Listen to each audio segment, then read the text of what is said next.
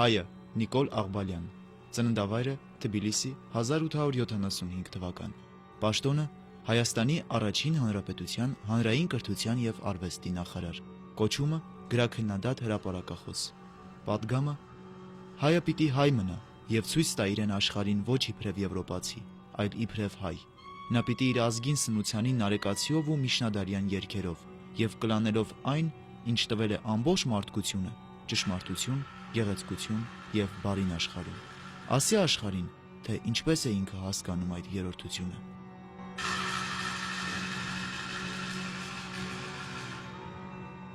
Նիկոլ Աղբալյանը ծնվել է Հացթուխի ընտանիքում։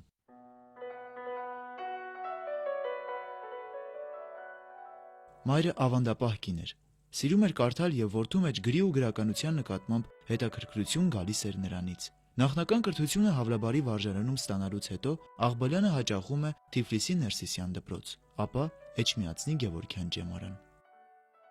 Մայրս, որ մի բարեպաշտ կին էր, սիրում էր երգել, շատ հաճելի ձայն ուներ և կանանց հավաքույթների անհրաժեշտ անդամ էր։ Դպրոց չէր գնացել, բայց զարմանալի գրասեր էր։ Լսելով, թե հեռավոր թաղերից մեկում, Սուրբ Սարգիսի թաղում, մեկը վերք Հայաստանի գիրքն ունի, հիշում եմ մի օր ձեռքիցս բռնած, գնաց այն թաղը և հազար աղաչանքով խնդրեց այդ գիրքը, որի մասին լսած էր, թե շատ լավ գիրք է, և տուն բերելով ու հարևան կանանց գլխիս հավաքելով, ստիպեց, որ կարդամ։ Այս ձևով մի օր գնել էր Սայաթ Նովայի էժան հրատարակությունը, և այնուհետև տուն ու դրկից դադար չէին տալիս ինձ, խնդրելով, որ կարդամ ու լսեն։ Նիկոլ Աղբալյանը ուսման տարիներին արդեն ճանաչված է եղել գրական ասպարեզում։ Աղբալյանի բնատուր տաղանդը, բազմակողմանի ընդունակությունները դրսևորվել են դեռևս փոքր տարիքից։ Հավլաբարի նրա ընկերների հուշերում կարդում ենք. Կիրակի և տոն օրերին, երբ քահանան եկեղեցում պատարագի արարողություն էր կատարում, փոքրիկ Նիկոլը հասակակիցներին շուրջը հավաքած և մոր գոգնոցը փիլոն շինած ու վրան առած, նույն պատարագը փողոցումն էր կատարում, շնորհքով ու հաճելի ձայնով, ի մեծ զվարճություն ընկերների և ի զարմանս փողոցով անցնող մեծերի։ Այս հանգամանքով է հավանաբար պայմանավորված Նիկոլ Աղբալյանի մեծ հետաքրքրությունը հայկական երգի ու երաժշտության և հատկապես Սայաթ Նովայի ստեղծագործությունների նկատմամբ։ Տաղանդավոր գրականագետ էր, հրաշալի պատմաբան, ազգագրագետ էր, հմուտ մանկավարժ էր, պետական գործիչ էր, լեզվի խնդիրներով էր զբաղվում և այնքան լուրջ, որ այսօր արժի նրա լեզվաբանական հետազոտություններին ուշադրություն դարձնել։ Այս բոլորը զարմանալի ներդաշնակությամբ նրա կերպարում դրսևորվել են։ Նիկոլ Աղբալյանը Սայաթ Նովայի ստեղծագործությունների մեծ սիրահարն էր ու լավագույն կատարողը։ Այս մասին տեղեկանում ենք նաև Վերնատուն գրական խմբավորման անդամների հուշերից, որի 6 անդամներից մեկն էր նաև Աղբալյանը, ով մինչև կյանքի վերջը անդավաճան մնաց Սայաթ Նովայի արվեստին։ Կոչունքների և խնջույքների ոգին էր նա, սրամիտ պատմություններով, պարով, բայց մանավանդ երգով, գինու բաժակը ձեռքին։ Ով կարող է մոռանալ նրա Սայաթ Նովայի երգերը, այդ մեծ հայ աշուղի, որի ստեղծագործության անգերազանցելի թարգմանն ու արտահայտիչը եղավ Նիկոլը։ Կարդում ենք ժամանակակիցների հուշերում։ Ես ծնած ու մեծացած եմ նույն այն քաղաքի, Թիֆլիսի և նույն այդ թաղի մեջ, Հավլաբար, ուր ծնած ու ապրած է Սայաթ Նովան։ Իր մահն իմ ծնունդեն բաժանում է 80 տարի, բայց իմ մանկության շրջանին Թիֆլիսը դեռ պահում էր շատ հին հետքեր անցյալ շրջանից, և իմ տեսած նիստ ու կացը շատ չէր հեռացած արքայական շրջանի Թիֆլիսի կյանքից։ 1904 թվականից Նիկոլ Աղբալյանը անդամագրվում է Հայ հեղափոխական դաշնակցությանը և կուսակցական հանձնարարություններով հաճախ է լինում տարբեր երկրներում։ 1906-ին Աղբալյանը ընդունվում է Լոզանի համալսարանի գրականության բաժինը, 1 տարի հետո տեղափոխվում Սորբոն։ Սակայն կուսակցական հերթական առաջադրանքի պատճառով կիսատ է թողնում ուսումը։ Աղբալյանը գրական հրապարակախոսական եռանդուն աշխատանքը համատեղում է հասարակական գործունեությանը։ Աղբալյանը ճիշտ և ժամանակին գնահատեց Տերյանին։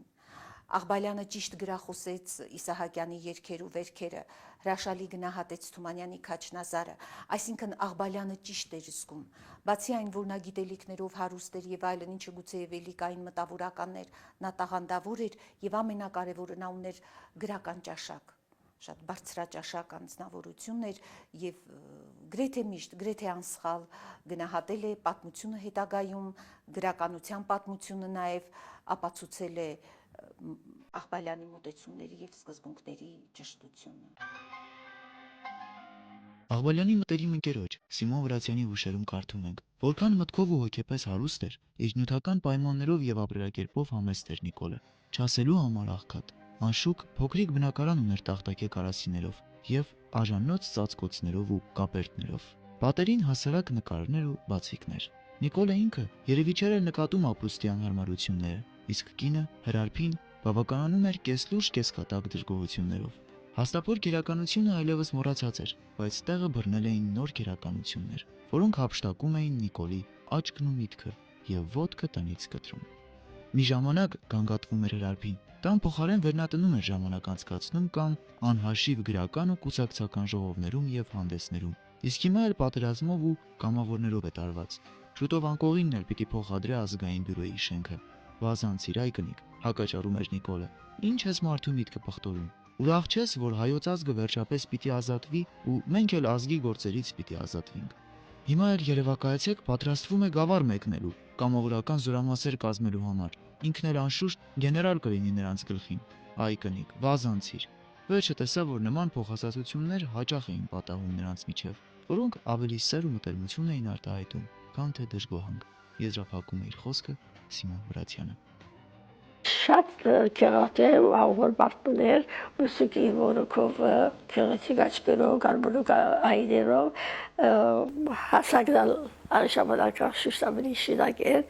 եւ մանավանդ կուզեմ իշել որ շատ քալել գսիրեր եւ իր ամբողջ շարքին ընթացքի սիրածի քալել միջև ձերությունը լավ կքալեր 1909-1912 թվականներին Աղբալյանը կրթական եւ հասարակական գործերով մեկնում է Թեհրան։ Այնուհետև վերադառնալով Կովկաս աշխատակիցն ու խմբագիրն է դառնում Հորիզոն, Նոր հոսանք, գործ պարբերականների եւ շարունակում գրաքննական գործունեությունը։ Կովկասահայ իրականության մեջ Աղբալյանը այլևս անվիճելի հեղինակություն էր։ Նրա յուրաքանչյուր միտք ու գաղափար ընկալվում էր որպես բացառիկ կարողություններով օժտված գրաքննադատի տեսակետ։ Այս շրջանում են լույս տեսնում նաեւ Աղբալյանի թատերախոսությունները։ Գրականության մասին հոդվածներ գրելիս նա մոռանում էր թե ինքը որ կուսակցության անդամ է։ Եվ մի առիթով էլ խոստովանել է թե երբ գրում ես գեղեցկի մասին, պետք է մոռանաս քո կուսակցականությունը եւ քո քաղաքական հայացքները, դու պետք է գրես գեղեցկի օրենքներից ելնելով։ Եվ ինքը մեր քննադատության մեջ դարաշրջին հենց գեղեցկության օրենքները սահմանեց ու դրանցից ելնելով էր գնահատում նրա չափանիշը դա էր։ Հայաստանի առաջին հանրապետության հռչակումից հետո Աղբալյանը նշանակվեց հանրային կրթության եւ արվեստի նախարար։ Այստեղ նոր ուժով դրսևորվեց նրա կազմակերպչական տաղանդը։ Այդ պաշտոնում նա առանձնակի հոգատարություն ցուցաբերեց հայոց լեզվի նկատմամբ։ Նրա հրամանով մայրենին դարձավ պետական լեզու։ Այդ տարիներին բացվեցին տարրական ու միջնակարգ դպրոցներ եւ, որ ամենակարևորն է, հիմնադրվեց համալսարանը։ Հայաստանի առաջին հանրապետության տարիներին նրա գրած մի զեկուցման մեջ կարդում ենք. Չնայած որ մեր երկիրն ավերված է, մեր ժողովուրդը աղքատության մեջ, մենք հիմնում ենք բարձր կրթարան։ Դեռ մեզ համար բոլոր վտանգներն անցած չեն։ Դեռ մեկ ձեռքում սուր պիտի ունենանք, բայց արդեն ժամանակն է, որ մյուս ձեռքում գրիչ բռնենք։ Ազգերը տևական ստեղծագործության մեջ են, լինի տնտեսական, վարչապետական, գեղարվեստական, մշակութային եւ այլն։ Պատմական մեծագործությունները նույնպես ստեղծագործություններ են, եւ ինչպես արվեստի ստեղծագործությունը վերապրումի եւ վերագնահատության աղբյուր են հետագա սերունդների, զգացմունքների ու մտքերի դաստիարակման համար։ Այդ կարգի ստեղծագործությունը մայիսի 28-ը։ Մեկ տարի արվեստի, լուսավորության եւ արվեստի նախարար է եղել։ Այդ մեկ տարում ավելին է արել, քան նրա նախորդ մի քանի նախարարները միասին վերցրած եւ նրա այդ երանդուն գործունեությունը կարող է համեմատվել միայն խորհրդային շրջանի առաջին տարիների հետ, երբ նույն կրթության նախարարները ձգտում էին կրթության գործը համակերպել, կազմակերպել հանրապետությունում, մինչև հեռավոր գյուղերն անգամ գնում ու դպրոցներ էին բացում։ Նույն արել է Աղբալյանը, մի ամբողջ համակարգ է մշակել։ Ժամանակակիցները վկայում են, որ Եղիշե Չարենց տաղանդաշատ բանաստեղծի մասին հայ հասարակությունը իմացավ Նիկոլ Աղբալյանի մի զեկույցից հետո։ Մեզ է հասել նաև բանաստեղծի եւ քննադատի միջև կայացած հետեւյալ զրույցը. եկել ես Չարենց, լավ ես արել։ Լսել եմ նյութական վիճակը շատ փայլուն չէ եւ դիմում ես կատարել ուսուցչական մի պաշտոնի համար։ Չէիր ուզենալ ինձ օգնել կրթական վերակառուցման գործում։ Ինչպես թե, պարոն նախարար, ես որ բացարձակ բան չեմ հասկանում այդ գրասենյակային աշխատանքից, եւ կարիք էլ չկա, որ հասկանաս, պատասխանում է Նիկոլ Աղբալյանը։ Ես կտամ մի սեղան, կնստես առաջը ու կգրես բանաստեղծություններ։ Այդ քեզ համար ծանոթ աշխատանք է, չէ՞։ Կստանաս մի ռոճիկ, որ քեզ ապրուստի հոգսից կազատի։ Իհարկե շատ համեստ, ինչ որ ստանում եմ մի ուսուցիչ կամ մի նախարար։ Իսկ աշխատանքը, որ իրավունք ունեմ քեզանից պահանջելու իբրև պաշտոնյա, այդ կթողնես ինձ։ Ես քո տեղը կկատարեմ։ Քո անելիքը շատ ավելի էական գործ կլինի հայ ժողովրդի համար։ Բանաստեղծը երբեք չմոռացավ սիրելի Նիկոլ Աղբալյանին։ Թումանյանին ուղված իր նամակներում Աղբալյանը գրում է. ասում է, երբ ես դուրս եմ գալիս փողոց, ինձ թվում է, թե ես Շեքսպիր եմ կարդում, Համլետ եմ կարդում եւ բարձրանում եմ դեպի վեր։ Երբ ես Ֆաուստ եմ կարդում, ինձ թվում է, թե ես գնում եմ ամառանոց։ Բայց դա քիչ է։ Անհրաժեշտ է իջնել վար խաչվելու եւ համբարձվելու համար։ Դեպի տիեզերք, դեպի վեր, դեպի կատարյալ կարելի է գնալ միայն իմոնցմով, թորգոմավ ոգիներով։ Միայն հայ փիլիսոփային ուսումնասիրելուց հետո ես կարող եմ Կանտ կարդալ։ Միայն հայ ազգային գրողին յուրացնելուց, ճաշակելուց ու վայելելուց հետո ես կարող եմ գնալ դեպի համաշխարհային գրականություն։ Եվ սա կարևոր սկզբունք էր, կրեդո էր։ Ազգային գրականության արժեքավորումը Աղբալյան քննադատի, Բրանդես քննադատի կարևոր դրույթներից, սկզբունքներից մեկն էր, որ մոտեցումներից մեկն էր, որ նա արծարծել է իր գրեթե բոլոր քննադատական հոդվածներում։ Երիտասարդը պետք է ոգեկան բարձունք ունենա, որ մագլցի ճիքով։ Այդ է իր կոչումն աշխարհի մեջ, մնացածը հող է ու մոխիր։ Արդ ունիք այդ բարձունքը, եւ եթե չունիք, չէիք կարծում, որ պետք է ունենաք։ Ուտող եւ վայելող երկոտանու վիճակից վերանալ դեպի մարդը սավառնող։ Սա պետք է լինի երիտասարդության հոգսն ու ճիքը, որովհետև սա է նրա կոչումը տիեզերքի մեջ։ 1921 թվականի փետրվարի 18-ի համաժողովրդական ապստամբությունից հետո բանտարկված Նիկոլ Աղբալյանը ազատ արձակվեց։ Նա էլ դատապարտված էր ստույգ մահվան Համո Օհանջանյանի, Քաջազնունու, Շանթի եւ ուրիշների հետ։ Բանտարկության շրջանի ապրումները չեկայում այնքան ցնցող էին, որ փետրվարյան հեղափոխության օրերին Նիկոլ Աղբալյանը հիվանդ մնաց։ Այդ վիճակում էլ նա բռնեց տարագրության ճամփան դեպի Պարսկաստան։ Հետագայում նա ընկերներին պատմում էր. երբ ոտքս դրի պարսկական հողի վրա, կարծես աշխարհ փուլ եկավ գլխիս։ Ծռեցի։ Մի ում պղտոր ջուր խմեցի Արաքսից եւ ուզում էի քայլել, բայց ոտներս չէին շարժվում։ Անձրևոտ մի գիշեր դրոն թակում է Աղբալյանի տան դուռը, Նիկոլ ասում է, վեր կաց քաղաքը թողնում ենք։ Շանթն էր Աղբալյանի տանը, այդ բարակ անձրևի տակ նրանք թողեցին Երևանը գիշերով ու գնացին, ընտանիքի անդամներին հանգստացնում էր, թե մի լացեք, մի հուզվեք, սա երկար չի տևի, կանցնի 1-2 տարի, կյանքը կխաղաղվի, ես կվերադառնամ։ Կյանքը չխաղաղվեց, բնականon հունի մեջ չմտավ, ինքը չվերադարձավ։ Սիմոն Վրացյանն իր անձինք նվիրյալ գրքում գրում է. ես երկար չմնացի Թավրիզում եւ ի վիճակի չեմ տալու մանրամասնություններ Նիկոլի Թավրիզի կյանքից։ Գիտեմ միայն, որ նա հոգեկան սուր տագնապալի շրջան ունեցավ, երբ խորհրդային իշխանության արտոնությամբ եւ հրավերով տարագիրների մի կարևոր մասը վերադարձավ Հայաստան։ Նրան էլ հրավիրում էին։ Նույնիսկ կնոջը հրարփիին թույլ տվին, որ երթա Թավրիզ, պահելով սակայն զավակները Երևանում։ Նիկոլը դիմացավ փորձության ու չվերադարձավ։ Ինչպես հետագա դեպքերը ցույց տվին, վստահաբար կարելի էր ասել, որ եթե Աղբալյանը վերադառնար Երևան, բոլշևիկները նրա գլուխը կուտեին։ Քաջազնունին, Ղազարյանը եւ ուրիշներ անհամեմատ ավելի անմեղ էին բոլշևիկների աչքին, բայց ինչպես վարվեցին նրանց հետ։ Բարձու սենյակի մեջ կապրեր, ինքը իր կնոմները դներ,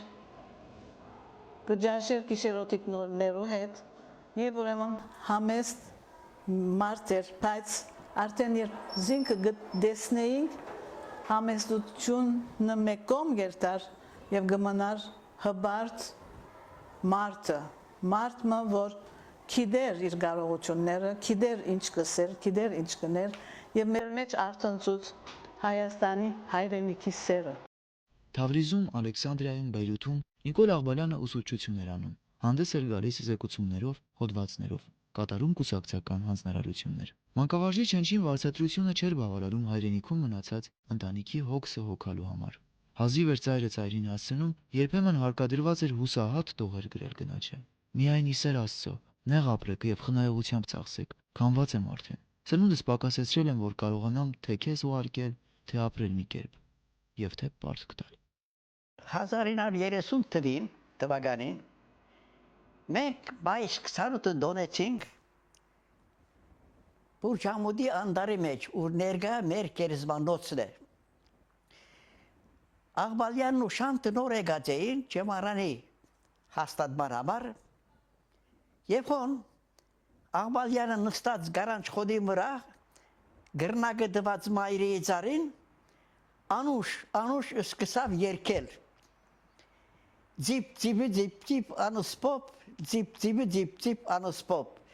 դեր զիս ստեղծեցի անուսպոպ զիս մի թողուր անուսպոպ Երբ մեր հայրենիքը ազատվի, ինչ պիտի տանենք մեզ հետ։ Պետք է հայությունը աշխատի, որ երբ Հայաստանի ազատության զանգը հնչի, իր հետ տանի իր հոգեկան ու մտավոր հարստությունը։ Պետք է հավաքվենք մեր իդեալների շուրջը, որոնք մեր դեմքը կպահեն օտարության մեջ։ Իր ողջ գիտակցական կյանքում անմնացորդ նվիրումով Նիկոլ Աղբալյանը զբաղվել է ուսուցչությամբ, կրթական գործունեությամբ։ 1930 թվականից մինչև կյանքի վերջը 1947 թվականը ապրելով Բեյրութում աշխատել է համազգայինի Նշան Փալանջյան ճեմարանում որպես ուսուցիչ եւ տնօրեն։ Բանիկները սկսեր։ Չկա հայրենիք, որ ցույց տանի այդ լերները ցույց տամ գսեր։ Ամփոչ կերազեր Հայաստան։ Սիչե գուկար մեր դունը ռադիո մդի գնելու պարազիտները այսալ Երևանեն գուկա գսեր թուրիկ ընկեր թուրիկ ցկե գսեր այս պարազիտները լսեմ մդի գնեմ Երևանեն գուկա շատ հաջելի մարդ էր բայց գուրուշ հաշվող էր ինքը աժան ջաշարամը կդածեր մեր հբարդությամբ մեզի գսեր որ 6 գուրուշի ջաշ գուդեմ գեսորին ադիապնավ չենք մորնար 6 խորոշի ջաշ գուդեմ գսեր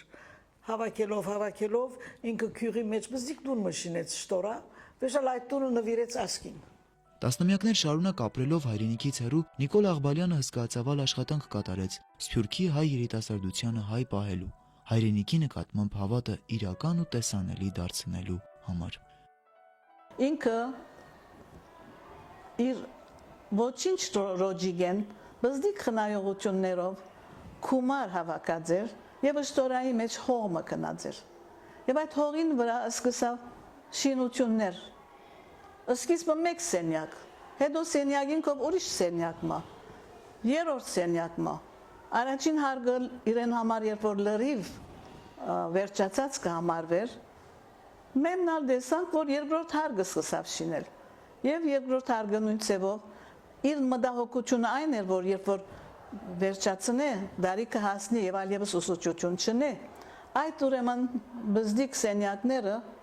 վարձուդա եւ ուրեմն գարենա ապահովել իր ամրոստը թեև պետք չունեցավ ադոնց բայց հոն հաջախեցին հոն եղան շատ կարևոր անձնավորություններ նույնիսկ ծրոն իր ընտանիքով ամարմը հոն մնաց հոն ապրեցավ Բերնեպերան լեսուն լսարաններ գախված եղած են Աղբալյանի շրթունքներ են այնքան հմայիչ բան է եղած խոսող է եղած Ոգեկոչման հրաշալի օրինակ է 1945 թվականին Նիկոլ Աղբալյանի կողմից Բեյրութի ազդարարում հրատարակած կոչը ուղղված հայ երիտասարդությանը Երիտասարդը պետք է ոգեկան բարձունք ունենա որ մագլցե ճիքով այդ է իր կոչումն աշխարհի մեջ Մնացածը հող է ու մոխիր։ Արդ ունիք այդ բարձունքը եւ եթե չունիք, չեք կարծում, որ պետք է ունենաք։ Ուտող ու վայելող երկոտանու վիճակից վերանալ դեպի մարդը սավառնող։ այս պետք է լինի հայ երիտասարդության հոգն ու ճիգը, որովհետև այս է նրա կոչումը տիեզերքի մեջ։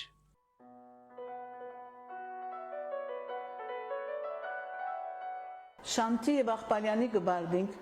սփյուռքահայ հայու քոյությունը, սփյուռքահայու հայրենասիրությունը, սփյուռքի մեջ ուրեմն սերմեր ցանեցին եւ այդ սերմերը ձլան եւ ուրեմն ունեցանք շրջանավարտներու հազարներու հասնող փաղանքմա, որոնք բոլորն ալ օգտակար եղան ըլլա իրենց աբրած միջավայրին, ըլլա այլ ուրեմն կաղուտներու մեջ։ Այս ամենից հետո դժգոհության ոչ մի նշույլ չենք նշмарում Նիկոլ Աղբալյանի ելույթներում ու գրած տողերում։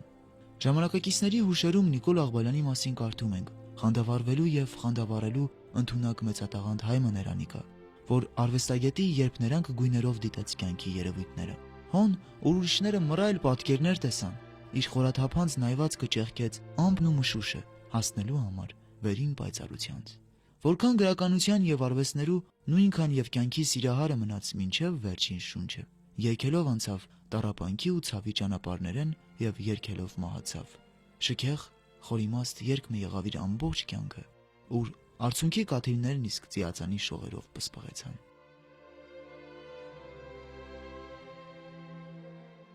Թույլ տվեք հիմա անանձնական տենչանք արտահայտեմ, որ հուսամ թե նաև ձերը կլինի։ Կուզեի, որ հիմա գարուն լիներ, ապրիլ, եւ մենք նստած լինեինք Ավետիք Իսահակյանի հայրենի գյուղի մեջ, Ախուրյանի ափին, բայց ոչ, նախ Արաքսի ափը տղմոտ է, եւ հետո դիմացը դարձյալ նույն տաճիկն է, կլապն արյունոտ։ Լինեինք Երևան, Հրազդանի ափին, գետից ձուկ լիներ հանված, խաշած ու դրված սեղանին, լիներ Երևանի թունդ գինին, Զուռնաչին Ավետիք Իսահակյանի երգերից մեկը նվագեր, Նեի վրա, եւ թմբկահարը մատերի հարվածով ընկերանար նվագին, լցնեինք բաժակներն ու կանչեինք, Ավո ջան, քո կենացը շատ ապրես հայոց ազգի համար, երգդ անսպառ, հասար մուրազիդ, բայց հասավ արդյոք 50 տարի առաջ, երբ մենք երիտասարդ էինք, Հայաստան ասելով մեր մտքով բնավ չեր անցնի, Երևան ու Սևան, մեր միտքը կթրջեր, Կարին, Մուշ ու Վան։ Աղբալյանի թաղումը բացառիկ երևույթ մներ։ Սուրբ նշանեն թեպի բուրջի հրաբարագը, իջավ թափորը և ոնդեղեն թեպի Ֆրանշբեկ առաջացավ։ Այնքան բազմություն կար, որ երթևը գեցած էր, և կհիշեմ մայթին վրա գեցած արաբ մարդ հարցուց, մին մայիտ, ով է մերնողը, ուրիշ մնալ պատասխանեց Մալաքլ Արման, հայրու թագավորը, իսկապես որ հայրու թագավորն էր, բայց միտքի թագավորը, գրնանք նաև ասել սիրտի թագավորը, բայց որովհետև շատ հսկայուն մարդ էր Աղբալյանը։ Սուրը չթողեց գրչի մարդ դառնամ, գրիչը չթողեց սրի մարդ դառնամ։ Աղբալյանական այս խոստովանությունը խտացնում է 20-րդ դարասկզբի հայ մտավորականի իրական վիճակը։ Մարդիկ, ովքեր կոչված էին իրենց ակոսները թողնելու հայ գրականության ու մշակույթի անդաստաններում, հարկադրված էին զենքը ձեռքներին կրվել։ Նիկոլ Աղբալյանը, մեծ հայը կամ ինչպես հաճախ նրան անվանում են հայ մտքի դեսպանը, 26 տարի կարոտ մնաց ոչ միայն Հայաստանին, այլև այստեղ ապրող իր զավակներին եւ այդ կարոտով էլ փակեց աչքերը։ Օտար երկնքի տակ, իր մեջ կրելով հայրենիքի վերանկախացման դարավոր երազանքը։